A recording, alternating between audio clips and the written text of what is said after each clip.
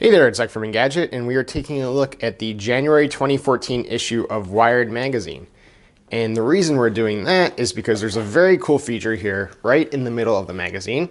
This is a Moto maker, essentially, built right into the Wired magazine. And so it's pretty thin. It's a little bit thicker and definitely quite a bit heavier than a regular page.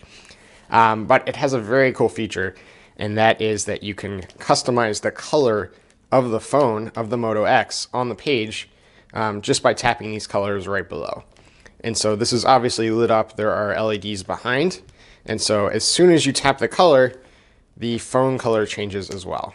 And so I'm going to turn off the lights now so you can get a better feel for how this looks. It does turn off after a couple seconds of inactivity, so you can probably put this magazine away and come back to it even a few months or even a couple years down the road and play with the Moto maker again. But simply touch the color and then it changes right away.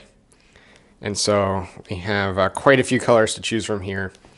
We've got a cream color, it's called this green, blue, another cream, red, pink, a lighter pink, purple, yellow, green, and then I'm not quite sure what to call this, maybe a little bit of a lighter green. But yeah, it turns off after a second or so.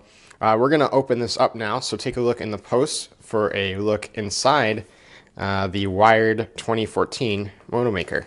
Okay, so I've opened it up and I'm going to lift up. You see we have a thin sheet of plastic right here that has the print image on it and these buttons that you can tap.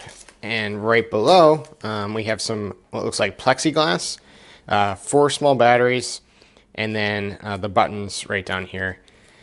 And they power or they help change these 3 LEDs that you have right in the bottom. So multicolor LEDs. And then we have the controller right here. So I'm going to turn off the lights again so that you can see just how this works. And so again, we got plexiglass here. It's a little bit thick, so that gives quite a bit of thickness to the page. Then we have the 4 batteries and then these buttons here, and it seems to be working quite well after I kind of tore it apart here. It's going to be a little bit hard to put back together, but it does work. And with these 4 batteries here, you should be good to go for quite a bit of time. So if you want to buy one of these, tuck it away in a cupboard and come back in a few years, it's quite likely that it'll work at that point as well.